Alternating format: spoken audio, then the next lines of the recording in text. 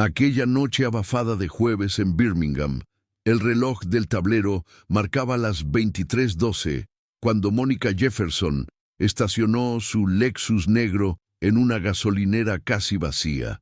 El letrero de Chevron parpadeaba en azul y rojo sobre el asfalto, mientras el silencio de la noche solo se rompía por alguna música distante que escapaba de un coche que pasaba lejos. Ella acababa de salir del tribunal tras casi 12 horas de audiencias. 3 cargos de corrupción, 2 testimonios bajo juramento y un testigo protegido que estuvo a punto de perder el control. Aún vestía los mismos pantalones de vestir oscuros y la camisa blanca con los puños remangados, ahora algo arrugada. Su cabello estaba recogido en un moño apretado, y las profundas ojeras bajo sus ojos contaban mejor que cualquier informe el peso de ese día, pero a pesar de estar exhausta, no se apresuraba.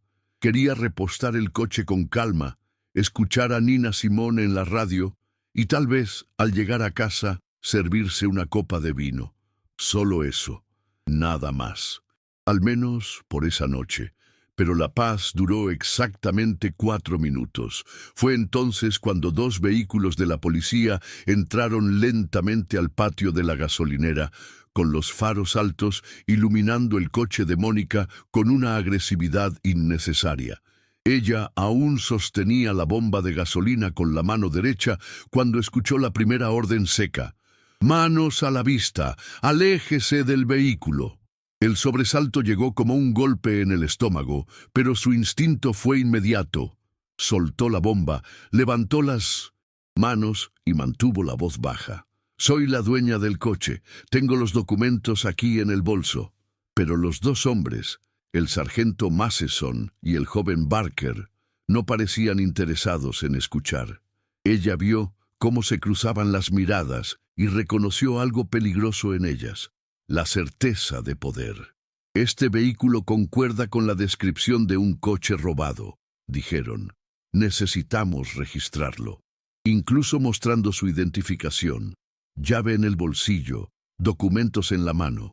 Incluso siendo una mujer de 1942 años, negra, fiscal jefe del Estado, nada de eso importaba, no allí, no para ellos. Mónica mantuvo la mirada en los policías mientras intentaba controlar la respiración. Sentía el sudor frío correr por el costado de su rostro, no por el calor, sino por la absurda realidad que se desplegaba frente a ella. El sargento Matheson, un hombre blanco de hombros anchos, ojos azules sin expresión y un marcado acento sureño, circulaba alrededor del coche como un depredador. El otro, Kyle Barker, aún joven, con el cabello rubio recién cortado y mirada nerviosa, mantenía una de sus manos sobre el arma en el funda, como si aquello fuese una escena de acción. «Señora, ponga las manos en el capó». El tono seco, autoritario, daba a entender que ella ya era culpable. Cuando Mónica intentó explicar nuevamente quién era, su función, su nombre, su cargo, Matheson interrumpió con un gesto brusco. «La identificación puede ser falsa. No complique, señorita». La palabra «señorita» salió con veneno. En la cabeza de ella, un pensamiento martillaba. «Ellos no tienen idea de quién soy, pero lo descubrirán». Cuando la esposaron, todo se detuvo. No solo el tiempo, sino también su mente. La frialdad que la hacía implacable en los tribunales desapareció por unos segundos, dando paso a una profunda indignación, íntima, ancestral. El metal apretado en sus muñecas, la fricción contra su piel, la mirada satisfecha de Matheson y el nerviosismo contenido de Barker. Todo aquello era más que abuso de autoridad. Había un empleado de la estación de servicio a lo lejos que observaba en silencio, sosteniendo un trapo manchado de aceite. Una pareja dentro de un coche aceleró lentamente para salir de la gasolinera, evitando el contacto visual. Y las cámaras, posicionadas en lo alto de los postes, grababan todo con la frialdad de quien nunca interviene. A Mónica la acomodaron en el asiento trasero de la patrulla como a una criminal cualquiera, pero diferente a cualquier otra noche. Esta vez, la justicia no estaba solo siendo detenida, ella estaba tomando nota. El camino hasta la comisaría fue un desfile de pensamientos conflictivos. Mónica intentaba mantener la compostura, pero los recuerdos insistían en invadirla. Las noches estudiando derecho mientras trabajaba como mesera para mantener a los hermanos menores. Las puertas cerradas cuando intentaba ser escuchada como joven abogada y las miradas de soslayo cuando entró, por primera vez, al tribunal como fiscal jefe. Ahora, allí, en el asiento trasero de una patrulla, reviviendo todas aquellas pequeñas y grandes humillaciones, sintió algo distinto, una mezcla de rabia y determinación. La radio de la policía chispeaba palabras inconexas mientras Matheson conducía en silencio, pero ella apenas oía. La patrulla giró a la derecha, luego a la izquierda, y los postes de luz se sucedían como un metrónomo, marcando cada segundo de aquella experiencia surrealista. Mónica, quien tantas veces condenó corruptos y poderosos, estaba en el lugar opuesto, pero la diferencia es que sabía que aquello no terminaría allí. No esta vez. Al llegar a la comisaría, Barker abrió la puerta trasera y con una mirada vacilante indicó que ella descendiera. «Señora, por aquí». El nerviosismo en él comenzaba a transpirar, pero Matheson se mantenía impasible, como si todo fuese solo otro jueves más. Mónica salió del coche con calma. No había prisa, no había descontrol, solo el silencio del edificio de la comisaría y el sonido distante de voces que provenían del interior. Los documentos de Mónica estaban sobre la mesa de entrada, pero nadie los había revisado aún. Ella observó a Matheson y Barker intercambiar algunas palabras con otro policía, pero no se molestó en escuchar. Simplemente los acompañó al interior del edificio. Cada paso, cada mirada, cada palabra pronunciada por los policías se transformaba en combustible para la decisión que tomaría más adelante. En ese momento, aún esposada, sabía que su papel sería mayor que simplemente demostrar que ellos estaban equivocados. Su papel sería mostrar al mundo que la justicia no es un adjetivo, sino un verbo, algo que se hace, que se exige, que se conquista. El vestíbulo de la comisaría estaba vacío, salvo por una recepcionista más preocupada con su celular que con cualquier otra cosa a su alrededor. El ambiente allí era denso, mezclado con el olor a café recalentado y un leve toque a moho. Mónica sintió el peso de las miradas desinteresadas de los pocos que cruzaban su camino. Sabía exactamente lo que cada mirada pensaba. Otra más. Solo otra mujer negra, quizás una sospechosa cualquiera que hubiera cometido alguna tontería y terminara allí. Ella no intentó justificarse. No había motivo. Ellos aún no sabían quién era. Aún no tenían idea de que la persona a la que esposaron era la misma responsable de revisar la legalidad de las operaciones de esa comisaría. Mónica, como una jugadora experta de ajedrez, simplemente esperaba el momento oportuno para mover la pieza decisiva. Mientras Matheson completaba un formulario cualquiera y Barker intercambiaba mensajes nerviosos en su celular, Mónica permaneció sentada, las esposas marcando sus muñecas. Una cámara de vigilancia en la esquina superior de la sala parpadeaba lentamente, registrando cada movimiento. «Que sigan subestimándome», pensó. Recordó algo que su mentor le dijo años atrás. A veces, la mejor manera de ganar es dejar que los demás se enreden con su propia soga. En ese momento, supo que no. Necesitaba defenderse. Solo debía dejar que continuaran cometiendo errores. El video de la detención, la forma en que la trataron en la comisaría, el desdén, la prepotencia, todo eso sería su arma. No necesitaba gritar ni exaltarse, solo observar y esperar. Cuando todo se revelara, no habría más excusas. Pasaron minutos y pronto Mónica fue llevada a una pequeña sala de interrogatorio. Las paredes grises, la iluminación fluorescente y la silla incómoda eran muy distintas a las del tribunal donde solía trabajar. Aún así, su postura seguía siendo la misma. Se sentó erguida, observando el ambiente. Del otro lado de la mesa, Matheson entró con lo que parecía ser una hoja de registro. Barker la siguió, pero mantuvo silencio. La expresión de Matheson era de falsa confianza. «Señora Jefferson», comenzó con un tono casi sarcástico, «vamos a necesitar algunas de sus informaciones antes de aclarar esta confusión». Mónica arqueó las cejas, pero no respondió.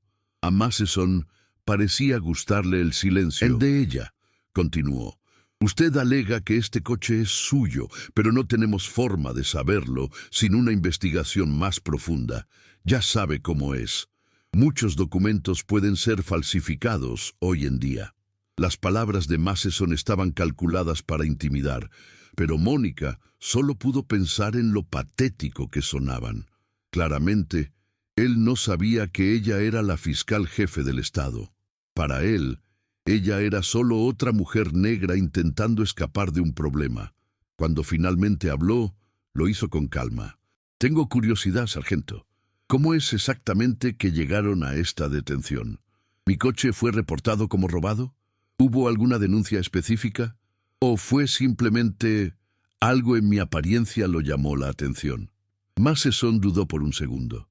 Barker miró hacia el suelo. Mónica vio el desconcierto en sus rostros, una vacilación que solo confirmó lo que ya sabía. No tenía nada, ninguna prueba, ninguna justificación sólida, solo prejuicios que ahora estaban registrados no solo en sus acciones, sino en las cámaras que lo presenciaron todo. El sargento Matheson respiró hondo, intentando recuperar el control de la situación. «La señora sabe cómo funciona. Es nuestro deber revisar cualquier cosa sospechosa. No es personal». Mónica reprimió una risa. «¿No es personal? Claro que lo es. No había otra razón para que dos hombres detuvieran a una mujer negra de 42 años conduciendo un coche caro, sola en una gasolinera». «Entiendo», respondió con un tono neutro, casi desinteresado, mientras sus ojos recorrían la sala. En las paredes, carteles de campañas de policía comunitaria parecían burlarse de ella. Barker, quien hasta ese momento no había dicho nada, finalmente intentó justificarse. «Solo estamos haciendo nuestro trabajo. Nadie quiere problemas aquí». Su voz era vacilante, como si él mismo no creyera en las palabras que pronunciaba. Mónica permaneció en silencio, dejando que la tensión creciera entre ellos. La espera fue larga, pero ella no mostró impaciencia.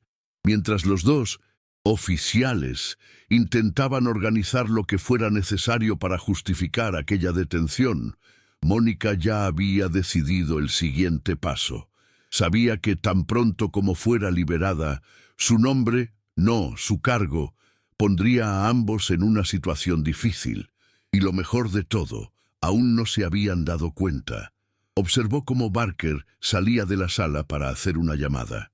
Matheson se quedó mirando los papeles, probablemente intentando encontrar algo que sustentara aquella farsa. Cuando Barker volvió, los dos se intercambiaron miradas. Mónica vio el miedo creciente en los ojos del más joven. Para él era solo un mal día en el trabajo. Para Matheson era un juego de poder, pero para ella aquello era una declaración de guerra. Entonces la puerta se abrió de nuevo, esta vez revelando al jefe de la comisaría, el capitán Hendricks. Era un hombre de mediana edad, con cabello ralo y un bigote desalineado, que exudaba el cansancio de quien ya ha visto de todo en su carrera. Miró a Mónica, luego a Matheson y «Barker», y frunció el ceño. «¿Qué está pasando aquí?», preguntó de manera directa. Matheson enderezó la postura, pero no pudo esconder el leve temblor en sus manos. «Señora, fue detenida porque su coche concuerda con la descripción de un vehículo robado, señor». El capitán se volvió hacia Mónica. Sus ojos la examinaron de arriba a abajo, pero, a diferencia de los dos oficiales, él notó algo diferente, un detalle en su tono de voz, una seguridad que no concordaba con alguien que está siendo acusado. ¿Nombre completo?, le preguntó. Mónica Jefferson, fiscal jefe del estado de Alabama. Las palabras se dijeron con calma, pero el impacto fue inmediato. Hendricks parpadeó varias veces, reconociendo claramente el nombre. Matheson se mostró visiblemente tenso, y Barker dio un paso involuntario hacia atrás. El capitán consultó rápidamente un documento en la mano, y su expresión se volvió aún más seria. Matheson, Barker, un minuto conmigo, por favor. Los dos salieron de la sala, dejando a Mónica sola.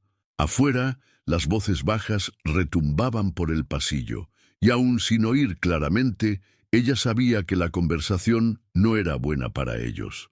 Cuando la puerta se abrió de nuevo, Hendricks estaba más calmado, pero firme.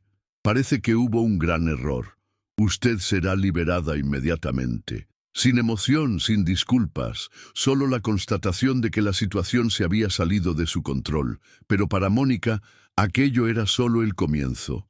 Aún esposada, Mónica fue conducida de vuelta al vestíbulo, el principal ahora bajo un silencio cargado de vergüenza. Matheson y Barker ya no intercambiaban miradas de superioridad. Sus rostros estaban tensos, los hombros rígidos. Sabían lo que se avecinaba, pero no podían deshacer lo que ya se había hecho. Cuando Hendricks finalmente ordenó que se quitaran las esposas, la marca roja en las muñecas de Mónica parecía la firma del absurdo de aquella noche. Ella frotó sus muñecas despacio, sin prisa, y alzó la mirada hacia los dos policías. Por un momento, el silencio se volvió insoportable. Entonces, con un tono firme y controlado, Mónica dijo: «Espero que disfruten de esta noche, porque mañana todo esto será público». La frase no fue un grito, ni una amenaza. Fue una promesa. Al salir de la comisaría, Mónica respiró hondo, sintiendo el aire fresco de la noche. El mundo allá afuera seguía su curso, indiferente a lo que acababa de suceder. Pero ella ya no era la misma. Mientras caminaba hacia su coche, el rostro sereno ocultaba un torbellino de planes. Sabía que no podía dejar pasar aquello. Era más que una cuestión personal. Se trataba de todos los que ya pasaron por algo así y nunca tuvieron voz. Sentada nuevamente al volante de su Lexus, Mónica encendió el coche y por primera vez esa noche se permitió sonreír levemente. Mañana es un nuevo día, y ellos aprenderán el significado de justicia. A la mañana siguiente, el ambiente en la sede del Departamento de Policía de Birmingham era visiblemente tenso. El video de la detención ya se había filtrado. Mónica, tal como había prometido, convocó una rueda de prensa y presentó el caso a los medios con una precisión quirúrgica. La grabación mostraba claramente el momento en que Matheson y Barker la detuvieron sin motivo aparente. Sus intentos de intimidarla y la humillación pública que siguió. Los periodistas llenaban la sala de conferencias, con las cámaras apuntando a la fiscal jefe, mientras ella relataba cada detalle de lo ocurrido. «Esto no es sobre mí», dijo Mónica.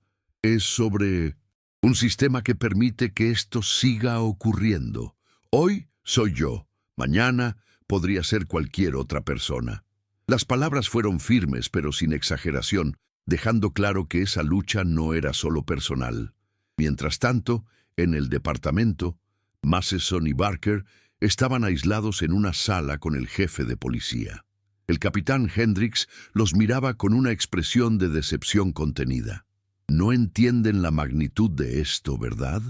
Usted es la fiscal jefe del estado, y ustedes cometieron un error colosal». Barker mantenía la mirada fija en la mesa con los hombros caídos. Matheson, en cambio, seguía intentando justificarse. «Fue un malentendido, señor. La descripción del coche». Hendricks alzó la mano, interrumpiendo la excusa a la mitad. Vi el video, Matheson. No hay nada que justifique lo que hicieron. Esto va más allá de un error de juicio.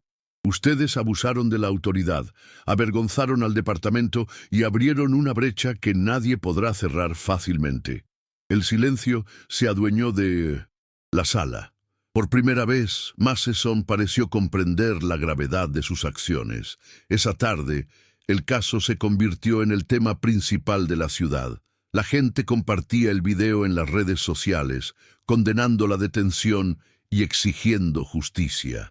En una sala de reuniones del edificio del gobierno, Mónica se reunió con el equipo de asuntos internos y el jefe de policía. La sala estaba cargada de tensión.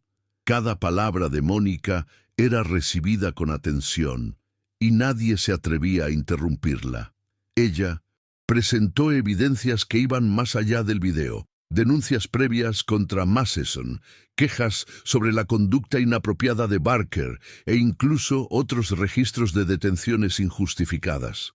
Cuando terminó, miró fijamente al jefe de policía y dijo: «No estoy pidiendo favores, exijo que hagan su trabajo. Este departamento necesita una limpieza y esta es la oportunidad para empezar». El silencio en la sala era tan pesado que se podía palpar. En el otro lado de la ciudad, Matheson y Barker recibían notificaciones oficiales de suspensión. Para Barker, la noticia fue un golpe. Él era nuevo en el departamento y la idea de perder su empleo y enfrentarse a un proceso era devastadora. Matheson, por otro lado, intentó mantener la fachada de alguien que solo seguía los protocolos, pero en el fondo sabía que sus justificaciones no convencerían a nadie. Ambos se quedaron en casa esa noche, lejos del público y de las miradas condenatorias. Matheson llamó a un colega, tratando de averiguar qué se estaba diciendo de él, pero la respuesta fue seca. «Estás solo en esto. Más te vale que te prepares». Barker, sin embargo, pensaba en las palabras de Mónica y en lo mucho que resonaban en su mente. «Hoy soy yo. Mañana podría ser cualquier otra persona». Sabía que aquello marcaría su carrera para siempre. El clímax emocional llegó el día del juicio. El tribunal estaba lleno y las cámaras de prensa se alineaban en la parte trasera de la sala. Mónica Jefferson se dirigió al estrado con pasos firmes. Su postura erguida reflejaba la fuerza de quien ya ha enfrentado batallas mayores que esa. En el púlpito, describió con calma y claridad todo lo ocurrido, detallando cada acción, cada palabra y cada gesto de los policías. Se exhibió el video, y el murmullo en la sala fue cada vez más tenue. El silencio que siguió tras el término de la grabación fue ensordecedor. Incluso los abogados defensores parecían incapaces de construir una narrativa que justificara lo que todos acababan de ver. Mónica sabía que la batalla no estaba solamente en el veredicto, estaba en la percepción pública, y ella había ganado. Los jurados deliberaron por horas, pero el resultado fue claro. Matheson fue condenado a 2 años de prisión federal, mientras Barker, más joven y menos experimentado, recibió libertad condicional y servicio comunitario. El veredicto generó alivio en algunos sectores de la sala, indignación en otros, pero sobre todo trajo una sensación de que se había hecho justicia. Cuando Mónica salió del tribunal, fue recibida por una multitud de periodistas y activistas que aplaudían su labor. Pero ella no celebró, no sonrió, porque para ella aquello era solo otro capítulo en una lucha mayor. Mientras las cámaras seguían su rostro, solo pensaba: «Esto no termina aquí». Al volver a su despacho esa noche, abrió un nuevo caso. Había más trabajo que hacer, más historias que revelar, más injusticias que enfrentar, y Mónica sabía que cada batalla era un paso adelante. La repercusión del caso se extendió rápidamente. Periodistas de otros estados comenzaron a cubrir la historia y varias figuras públicas comentaron sobre el valor de Mónica al enfrentar un sistema que parecía inmutable. Grupos de derechos civiles utilizaron el caso como ejemplo en sus campañas, y la grabación de la detención fue empleada como material de entrenamiento en algunas academias de policía. Aún así, Mónica nunca se consideró una heroína. Cuando le preguntaron por qué decidió llevar el caso adelante, su respuesta fue simple: no se trata de mí, se trata de evitar que esto le suceda a otra persona. Esa frase se convirtió en un mantra entre los activistas locales. El nombre de Mónica Jefferson pasó a ser sinónimo de resistencia y transformación, pero para ella el objetivo era más profundo: crear un precedente, mostrar que nadie está por encima de la ley, ni siquiera aquellos que portan un distintivo. Aquella noche, ya en casa, Mónica finalmente tuvo un momento de descanso. Sentada en su terraza, con una copa de vino en la mano, miró al horizonte y respiró hondo. El peso del día aún estaba allí, pero también había una leve sensación de propósito renovado. Sabía que la victoria no era solo suya, sino de todos aquellos que creían que el sistema podía y debía cambiar. Al oír el sonido distante de risas y música provenientes de algún lugar del barrio, Mónica sintió una calma poco común. Ella había hecho la diferencia, y eso era suficiente, por el momento.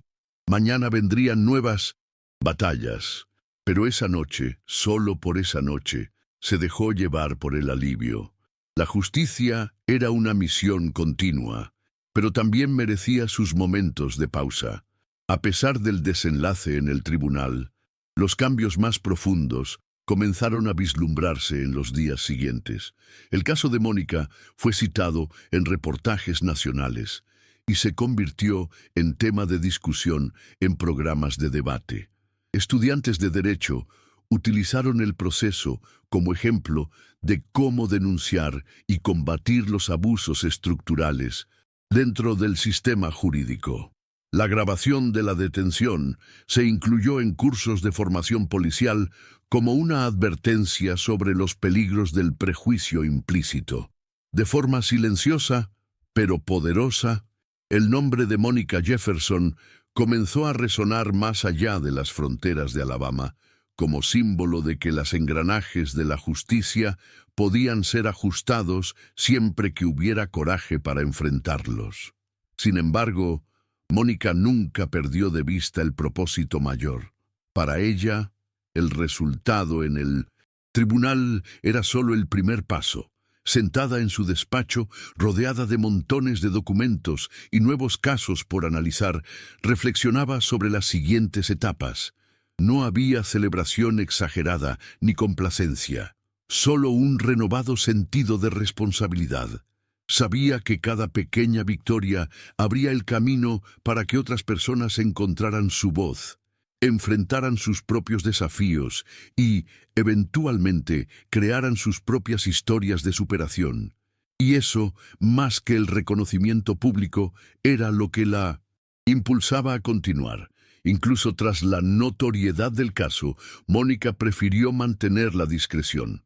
Aceptaba invitaciones para dar conferencias en universidades y encuentros, pero siempre dejaba claro que no buscaba la gloria personal. Cada conversación con estudiantes de derecho, cada debate sobre la reforma judicial, era una oportunidad para plantar una semilla de cambio. En una de esas conferencias, una joven levantó la mano y preguntó: ¿qué te dio fuerzas para continuar cuando parecía imposible? Mónica respondió, sin titubear: la certeza de que la justicia no es un favor, es un derecho, y nadie tiene el poder de quitártelo. El impacto de esas palabras se extendió más allá del salón. La frase fue citada en artículos, transcrita en murales de activismo e incluso utilizada como lema por organizaciones defensoras de los derechos civiles. Pero para Mónica, no se trataba de la frase ni de la fama. Se trataba de la acción continua. Cuando se apagaron las luces de la sala y el público se dispersó, ella caminó sola hasta el estacionamiento con una leve sonrisa en el rostro. Había otras batallas por enfrentar, otros casos que juzgar y más personas que necesitaban de su voz. Pero esa noche permitió que la esperanza la guiara. La justicia era más que un ideal, era un trabajo diario, un trabajo que estaba más que dispuesta a continuar.